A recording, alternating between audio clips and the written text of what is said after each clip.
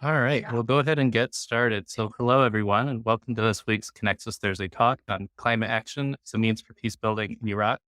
Really excited to have you all here today. My name is Andrew Willoughby, and I work on ConnexUs at Search for Common Ground. Our speaker today is Martha Gillberg from the Search for Common Ground Iraq office. Today, she's going to discuss the significance of climate action as a tool for peace building, particularly in the context of Iraq, and Search for Common Ground's integrated approach to climate security and peace building. As I hope all of you know by now, this is part of our Thursday Talk series, along with the Climate Security Knowledge Sharing campaign hosted by Search for Common Ground via ConnexUs and USAID. Throughout February, March, and April, we are doing these Thursday talks, doing discussion forums, sharing resources on the platform, all of that. So please check your emails for more opportunities to engage on that front. After today's speaker has finished, we'll move on to our discussion Q&A portion, an opportunity to hear from the expertise in the room, to dive into these questions. With housekeeping aside, I'll go ahead and hand it over to you, Martha. Thanks for joining us today. Go ahead. Thank you so much for that presentation. I'm really excited to be here. I mean, they're almost very excited to speak on this topic. So, really, there's one thing that I would like everyone, all the participants to leave with today is that, the case for why climate action does indeed build peace and why climate change and climate change mitigation, more specifically, is indeed a form of conflict mitigation as well. And that's really what we at Search for Iraq is currently trying to promote. So, with a few weeks ago marking the 20-year anniversary of the Iraq invasion, we've seen, a lot of discussions and forums and analysis of what Iraq needs to move forward and, to strengthen social cohesion that's still so severely damaged in the country. And there's been a lot of talk about sequencing, what topics to focus on. And, sometimes these topics are pegged against each other, either we focus on the humanitarian or the development or the economics or, we need to sort out the oil legislations before focusing on other issues. But really the case we're trying to make a social common ground is when it comes to climate change, we're actually in the reality right now where that is indeed causing conflict. It's no longer a future scenario. Today, climate change is one of the root causes of violence and tensions that we see in the country.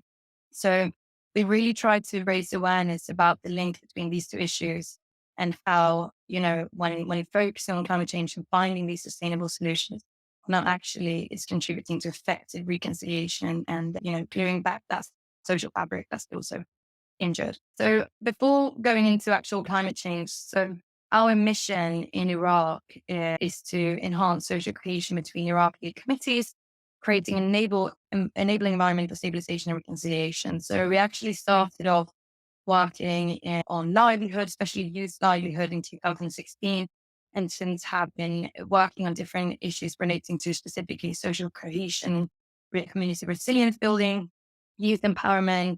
We have a idea, for promoting project on religious engagement, media programming. And the most recent now priority that we're focusing on is climate change due to the tensions and the clashes surrounding climate change at the moment. So with that being said, just a quick little background or a context update on climate change in Iraq currently. So Iraq is the fifth most vulnerable country to climate change globally. And the increase in temperature that we're seeing globally has caused, seasonal variability when it comes to diminishing rainfalls, drought, desertification, dust storms, especially the dying of crops, fertile land. According to Al Shakir, 40% of Iraq's agriculture and crops are threatened with extinction. We saw this year in comparison, 2022 to 2021, only 85% of the crops in the inward plain, which is known as Iraq's breadbasket due to their wheat production, only 80% of the crops compared to the year before actually was farmable. So you have these, impact in terms of due to seasonal variability. And these have, of course, effectively really changed the livelihood and the way communities operate in Iraq. First of all, as you can see from all of these, courses that I listed before, it really loops back to water and water scarcity more specifically. And that, of course, it heightens food insecurity when you can't grow as many crops as you did before. It decreases the safe access to drinking water.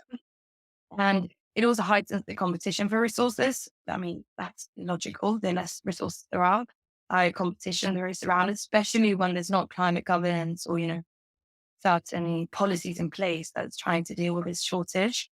And it's impacting livelihoods because, a lot of Iraq's population, like I mentioned earlier, was still in the reconciliation phase and building up Iraq again. And, agriculture is one huge livelihood and incomes for people in Iraq. And now that income is significantly reduced. And all of these reasons make, life as you know it not so livable anymore, which has caused a lot of climate-induced migration. According to the IOM in November of 2022, the numbers stood at 62,700 individuals that were displaced due to climate change. And the numbers obviously since then just increasing. And with summer approaching, it will increase even further. And so that's kind of a snapshot of the quite sad reality and, what we're witnessing in Iraq. Obviously, we're witnessing these kind of issues all over the globe. And what we're trying to do at Search for Common Ground is really, linking this with security and trying to explain how all of this are causing conflict and security issues, and climate change is a security risk multiplier. And, conflict studies has, for the longest time, and most theories of conflict is often founded and organized around resources, even when conflict in the past has been organized, ideological grounds or sectarian grounds. The element of resources when analyzing these conflicts have always been very heavy because, it boils down to the question of how you manage these resources, how you spend them, how you divide them across the different lives. And what we see today with the tensions that have been playing out across the country, it's really rooting, it really loops back to the fact that water is not a resource, a very reliable resource anymore due to water scarcity. So for instance, at a local level in 2017, we've seen, a lot of water management disputes between the provinces. So the province of Maysan and Kut, as well as Slotan and Vikar, have quite tensions about the water management, where the southern provinces accuse the northern provinces of bad water management, which obviously affects the southern ones because the water goes downstream. And in March 2017, it even went that far that government went in to Vikar with bulldozers and, to effectively remove the barriers and the dams that have been built. So again, that shows, how water links to security and heightened tensions. Another example was in 2018 when Basra experienced a substantial decline in water quality, which hospitalized up to 120,000 people, which was it's a higher, but it's similar number to both 2009 and 2015. And due to the government's poor handling of the crisis, the Prime Minister, Haidar al-Abadi, even resigned. This power vacuum that created a governance vacuum led to huge clashes between the youth protests that responded to this poor water management and obviously made it time or, just demanded their basic rights, clean drinking water. And actually a lot of different security forces maximized the security gap. And there was a lot of targeted violence. This was very much gender-based. And also, it became sectarian to some extent, with certain groups more impacted by these gaps in governance and security than we saw. So those are just two examples of how water and the lack of water has caused, local tensions or tensions on a local level.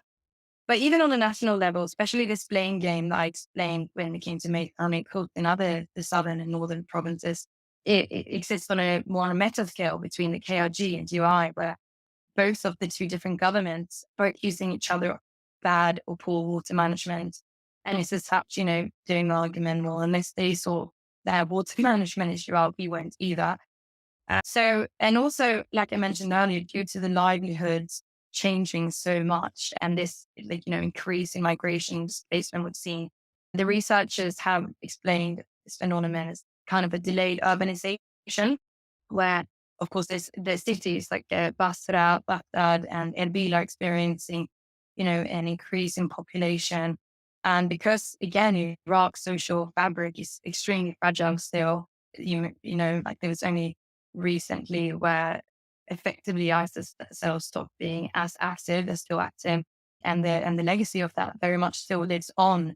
So these tensions between, the different ethnic groups and religious groups is very much alive and well. And, when you have these people from the countryside moving into the cities, it's kind of heightening, first of all, that tension, like socially. But also, again, logically, because of the conflict that we've seen, even the political stalemate that we experienced after this election, that there's a lot of public services and other questions that still needs to be addressed politically that haven't, that light hasn't been shed on yet. Unemployment is up, like, numbers are incredibly high.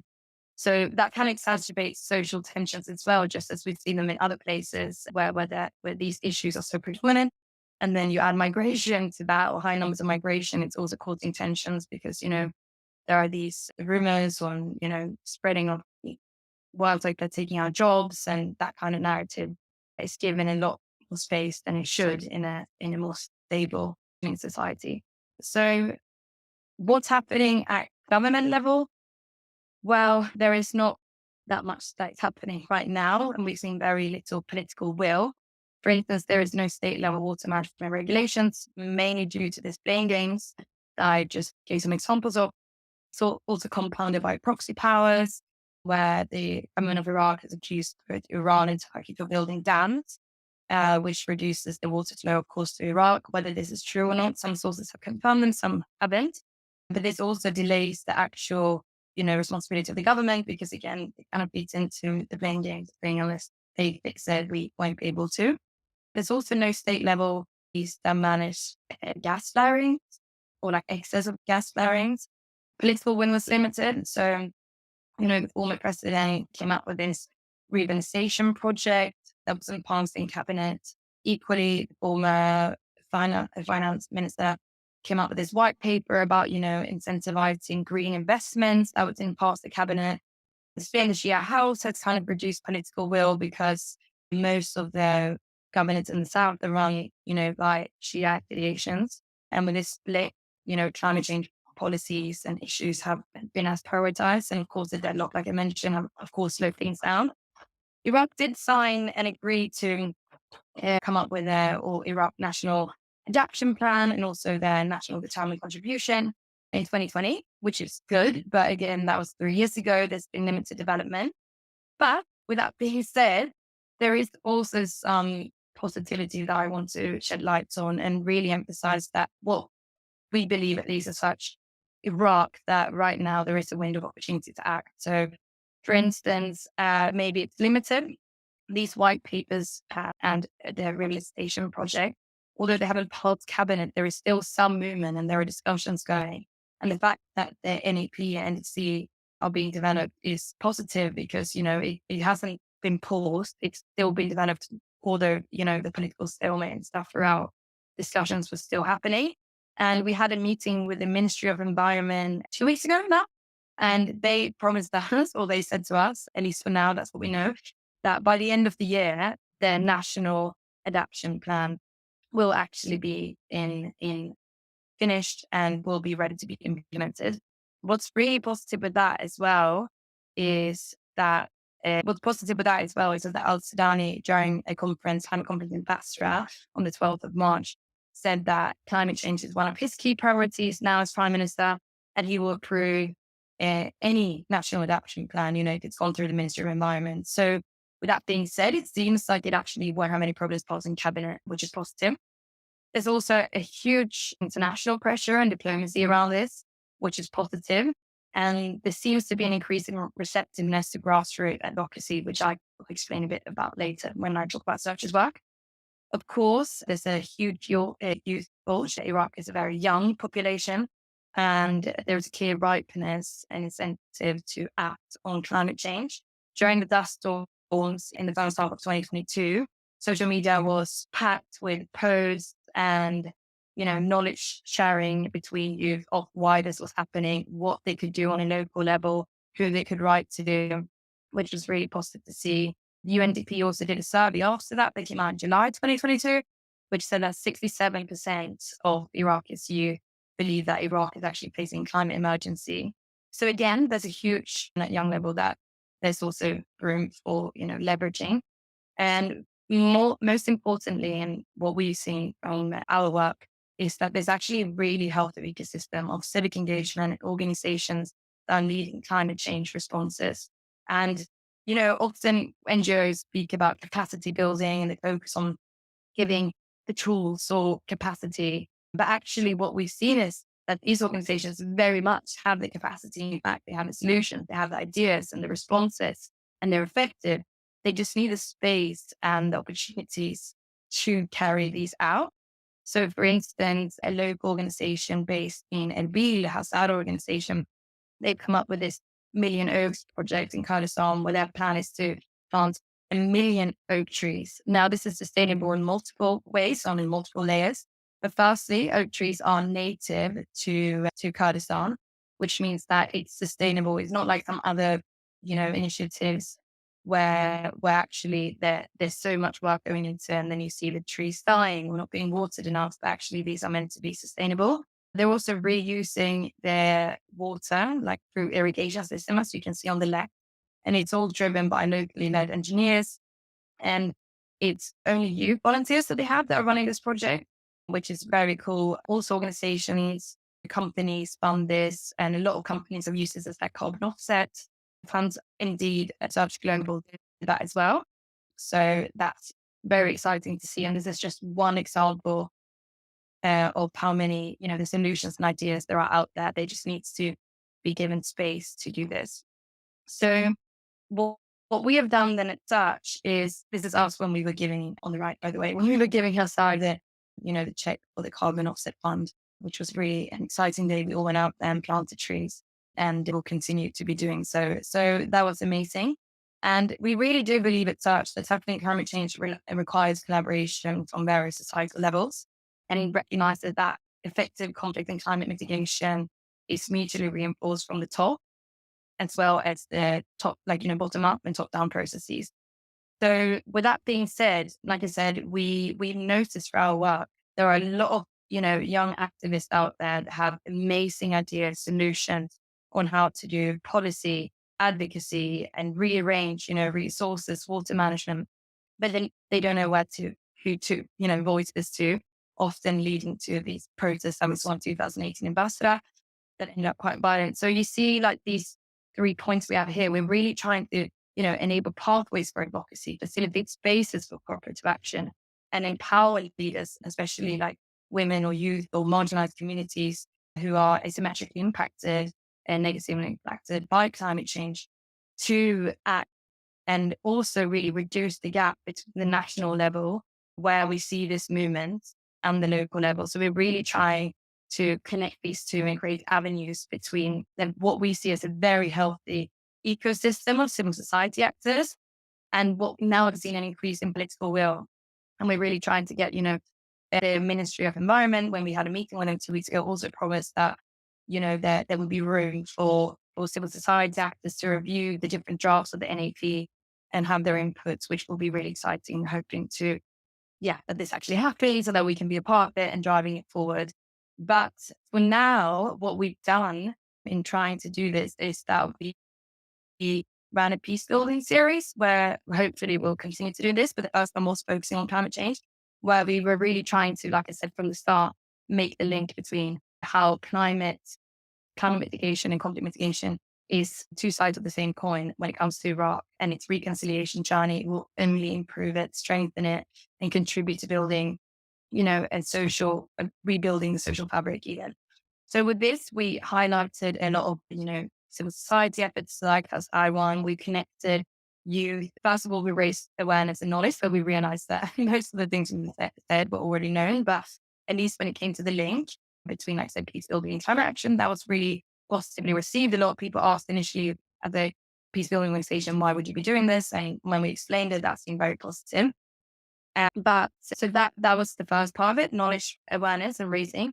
Then we started actually doing more, interactive advocacy, joining, the radio, raising issues. We went to one of the most popular youth radio channels in Erbil called Babylon. They also have streaming across the country and back then as well. So we had an outreach of like, oh God, I can't even remember now, but like large numbers of listeners in Babylon got back to us saying that so many people messaged them afterwards and said how this has made them really anxious and they don't know what to do. They don't know what to like, direct their anxiety towards or how to act. And, we start again, connected them to these like local organizations that are doing this amazing work. So that was really exciting. And again, it really fit into the point I was making earlier. The youth, civil society actors, and they really have the solutions and have these ideas. They just need a space to, be heard and actually be given, a seat at the table and more than active participation. They need to really lead some of these discussions. So, yeah, that's a mouthful. And thank you all for listening. But that's, what we're trying to do at Search Iraq, and we're really continuing with these efforts. And I'm really excited to hear from the audience members. Maybe we even have some from Iraq or other countries that experience similar similar issues and how they're addressing these and what maybe even out of the NGO staff, what they're doing to tackle it in their communities. So yeah, thank you so much for listening. And of course, I'm going to be here to answer any questions that you have. Wonderful. Thank you, Martha. Really helpful, even from a surge staffer, to hear sort of our approach in Iraq on climate action for peace building. As a reminder to the audience, there's a couple ways that you can ask questions. I think this is a good session, not only just to ask questions, but also to share similar experiences. I know that we have people on the call doing very similar work in Pakistan and Kenya and Niger. So I'd love to hear sort of experiences and similar work. I'm wondering, Surge as a peace building organization and climate change being a very like technical STEM based thing. So where is the peace builder's role in this, especially on the governance things, on water things, things like that? And sort of how is Search's approach different to, say, an environmental first organization or humanitarian organization? Thank you, Sana. That's a really good question. And it's also one that we, sometimes sat down and as an office thought about, like, wait a second, is this actually the space we're meant to be in? And had to like reflect on our own role. But I think how one can explain us is like a mediator or a bridge in between, the government level and the local level. Like I said, they already have the ideas, but they don't necessarily have the avenues to be heard. And that also comes into, like a lot of dialogues and the community dialogues, but also higher level dialogues, which Search has had huge expertise in.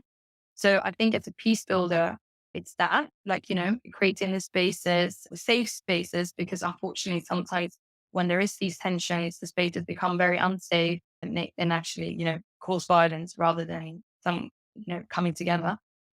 So one, creating these spaces for conducive dialogue, but also a huge role when it comes to advocacy and civic engagement. Because I think and advocacy is such a vague term, and I'm aware of that.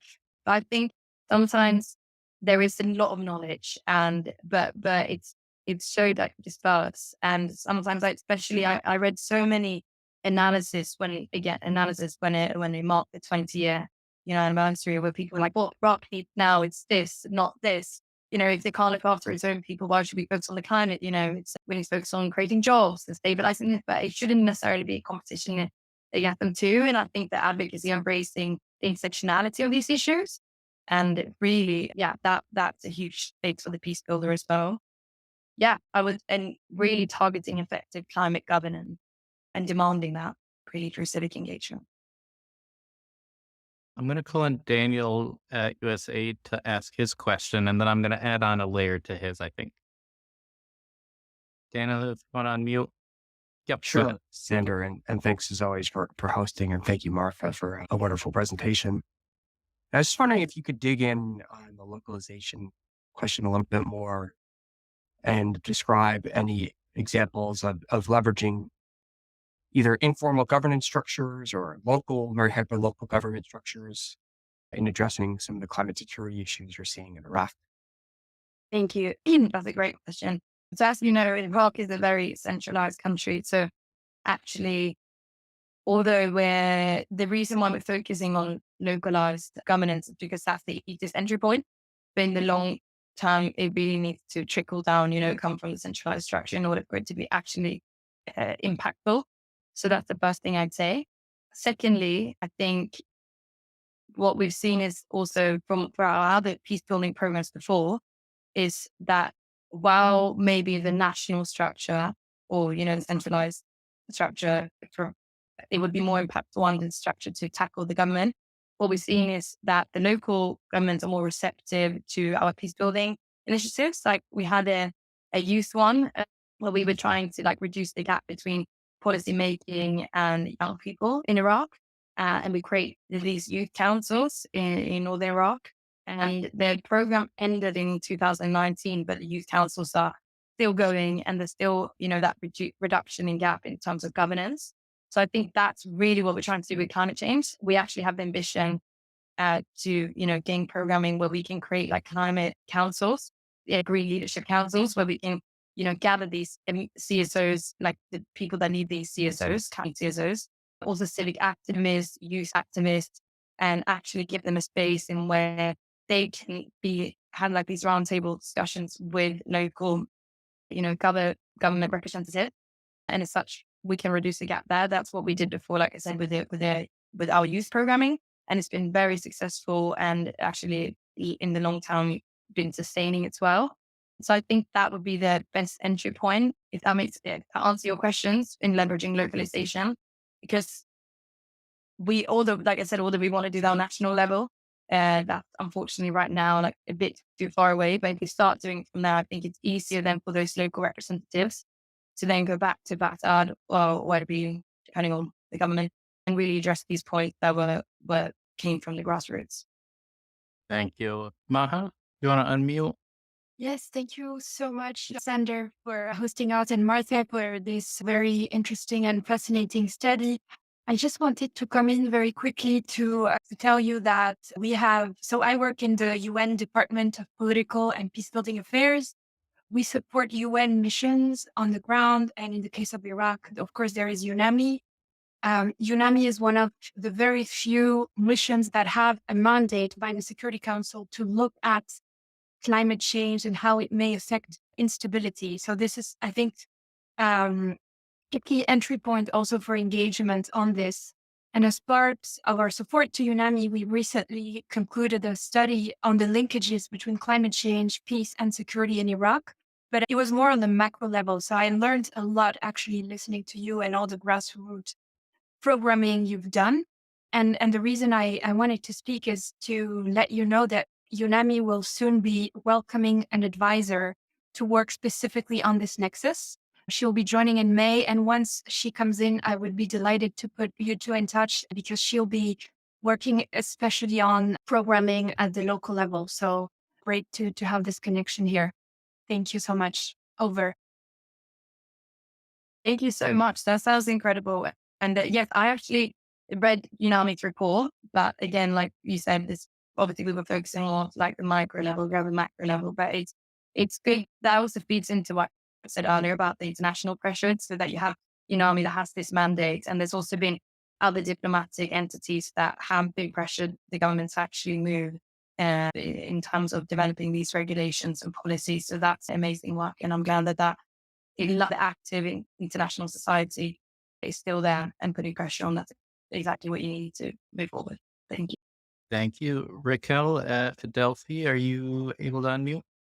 Yeah, just wanted to reiterate that the report mentioned by Maha is really very interesting if you want to get to know the macro level in Iraq. It's indeed a must read. Martha, thank you so much. I'm not sure if my question is going to be repetitive because I actually missed the first 10, 15 minutes. I couldn't hear you. So hopefully I'm not just repeating myself. I was just asking regarding I'm Raquel from Adelphi's Climate Diplomacy and Security Program. Just to introduce myself, I wanted to know if you see any entry point for the EU to act on the region. And I'm asking this from the perspective of program Cascades that is being funded by the European Union and looking into these cascading risks. And it has all these regions of interest, and also just in general, the EU always bringing up the region, the Middle East or the Levant or these regions as regions of interest and having these earmarked kind of fundings or resources to support the region. But I think it's very difficult for stakeholders that are outside of the region to know where to act or where to put resources effectively. So if you would see an entry point that would be both that you see as being an interest to the EU, but also that it's actually supporting the region and actors and programs that are already in place, kind of what would these be? Thank you so much for the question. It's not repetitive at all. It's very good. Thank you. I always find the questions of entry points difficult because, like I said, I do see that right now we're in a very ripe, so to speak, environment when it comes to climate action, both with the movement on governmental level and what we see at the local level. I do think there's a loads of entry points of cooperation, like I said, both in terms of supporting this gap of being reduced so that, there can be more of a symmetry between them. But it's hard because there's so where do you begin as well? Like you said, how do you ensure that it's actually supportive in the region? But I'd really say in terms of creating, because I think especially, I mean, this is also always what Search Iraq reminds like both donors or these bodies of the name itself, like with the EU or the US or the UN, have so much just in that itself. So by having EU support to producing these, space for, like I said before, what Serge is hoping to do, create these green leadership councils, for instance, where we gather these civic actors together in order to discuss these issues and create policy drafting to have EU's name on that as a supporter or, finding, first of all, finding the material that these bodies produce effective, but also in terms of an organizing role itself will have so much more of an impact when we then go back to government and show these and say, this is X, Y, Z is what we want to be incorporated. If we just said it's come from, these different governances, they might not like listen as well. Whereas when we have these names that have been backing this up and supporting it, that by default, I think brings so much more value than again, it just such would do that. So that's one is, the entry point of creating these spaces where we could, by having the names, we could, much more effectively connect the locals with like local representatives, governance representatives. But there's also so many other entry points that we're continuously discussing as an office. And I would love to connect and, brainstorm more. I also think we all have probably ideas and contributions, and this is just what we've done. And we've done it on a very small scale because this is just what Search has done in addition to its other programming as we've identified as priority for the past 2 years. But we would love to, dive deeper into it. So I think, I would definitely love to connect on that point. Thank you. That's a good segue to a reminder that I should have made at the beginning of the session. After today's session, we'll post the recording and also take any questions we don't get to and put them in a discussion forum on ConnexUs. So there's a good spot to share what you're working on, points for collaboration, things like that. Ben at USAID, can I go to you next? Yeah, that's fine. I mean, I put a question out there. Last year, actually, I was out in Erbil about 7 months ago. I was senior humanitarian advisor for USAID BHA. BHA was about to, and I think they started implementation last summer with ACF Reach in a dashboard that was supposed to support NGOs and CBOs with information on water scarcity and help facilitate some water scarcity and climate humanitarian implications, coordination. I don't know, maybe it's slightly out of context. I was just curious if you're familiar with this, if it's up and running, if it's providing any benefits right now. That was basically my question. Thanks. Yes, thank you so much for your question. Yes, so actually we are aware of this work and on this topic and they're still doing it, which is really good. I think sometimes it's the categorization of different NGOs. So because peace building is like seen what Reach is doing, sometimes they see more it's like development or humanitarian. Search hasn't been directly involved in this, although we're aware of them, we're benefiting from their findings, which is amazing. We always appreciate, this collaborative space between the different, INGOs in Iraq. So yes, to answer your question, it's ongoing. We're aware of that. We're not actively part of it, but actually maybe if you have, other connections, because we have mainly, find out more about this through email and update that way. But if you actually have direct contacts, and if you see an entry point for us after what I've just told you, or like after this presentation that maybe we haven't seen before, we would, of course, love to have made that, or like being given that connection. Great. Thank you. Thanks, Ben. Freya, over to you. Great. Thank you so much. And thank you. This is really interesting as someone who has grown up in Iraq and is a bit familiar with like the political, but also social, cultural and ethnic structure. I was wondering, because you mentioned the national adaptation plan, and I was wondering, if like your policy tool would have the power to kind of bring different regions also together to then adopt this plan if it comes from the very centralized government, especially I'm thinking of the Kurdish, like semi-autonomous, if we can call it that, regions. And yeah, if you have any assessment of that. Thank you. Okay, great question. Thank you so much. I'm glad to have you here, some stuff from Iraq as well. So great question. And to be honest, I actually don't know the answer to that just yet, because we've only had one meeting with the Ministry of Environment. They seem and we have a strategic partner that has an MOU with them as well. So we have, these potential future discussions with them, and hopefully maybe even a trip to Baghdad where we'll discuss this and have more of an influence. But right now, for now, I don't know. And this is always the, double-edged sword with like everything I've said today. So I've promoted, let's try to impact the government centralized level, because that's, top down will have it in conjunction with bottom up will have an actual impact and stuff. But, sometimes there are always these risks. We've seen it even in Europe. They have, some countries have super advanced climate adaptation national plans, but they still don't meet their targets and they still push them up and up and up. So, I mean, the reality is that even when Iraq has its national adaptation plan, like you say yourself, the guarantees of it being effectively implemented, if there aren't any, or, but we're trying, of course, to stay optimistic. And by now having this influence at this stage, hopefully he doesn't have to be that way, but we'll see. And hopefully I can give you a better answer later on. But it's a really good question, and honestly one that I think everyone should bear in mind when discussing these matters. You can be, as effective and have done your research and have great ideas, but unless the people at top effectively implemented, or, unless it's inclusive and takes into consideration all these different governance and the different needs, then it will never be as effective as initially intended. Thank you, Freya, for that question. Like I said, there's some really good questions that I think would take more than the hour to answer, but I'll ask on behalf of Larissa, Search for Common Ground's climate security lead, who had to step off, asking about how do we take local expertise on climate change and conflict, bring that up to the regional, the national, in order to make systemic change, especially when it comes to governance and climate security. That is the multi-million-dollar question. It's Unfair to drop it. yes.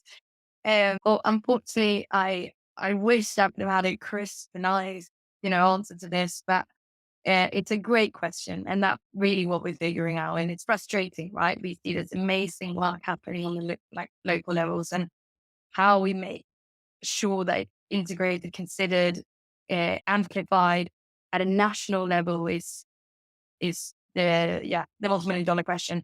But we're trying, and I think Search is very well placed to do that. We've done that kind of programming before.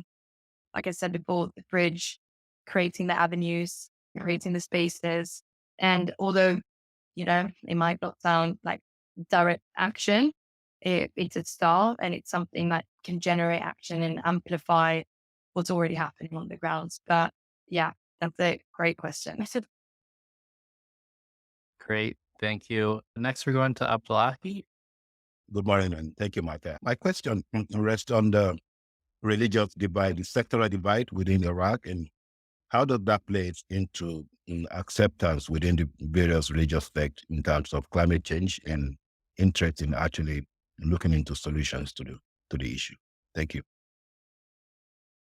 Thank you for your question. So actually, we at Start the Common Ground, we have a for promoting program, currently just throughout a 5-year long program, which maybe some of you know of. But at least the way it's structured is that the participants themselves, we have a set of interreligious dialogues, and inevitably some conversations and topics are decided by the participants in the direction they're going. And we've seen more and more. So it started in 2021.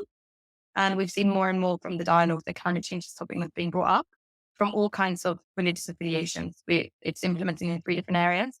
So that's good in the sense that it seems like, at least in Iraq, that climate change, I genuinely don't think there's no such thing, you can quote me on this, but climate change deniers in Iraq, I think because of the impact that we see, it's very much, most people are very aware of it, how it's impacting Iraq, its country.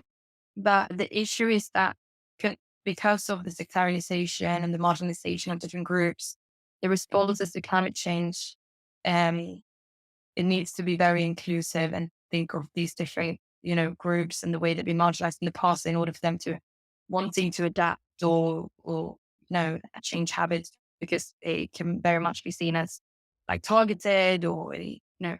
So I would say that in general, most religious groups are very receptive to climate change action, but faith-wise.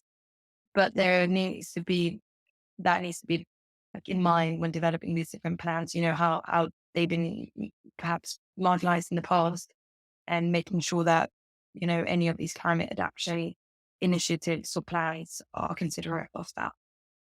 Thank you. Thank you. To sort of wrap us up, can you share, and this was a really good question from the audience, both sort of what the biggest opportunity is right now for climate action in Iraq, what the biggest, let's say, need for support, need for more effort is, and then sort of any final thoughts that you want to work in today. Okay, so one, I would say the fact that we've been given the clearance, that been told that the NAP is definitely developing by the end of the year.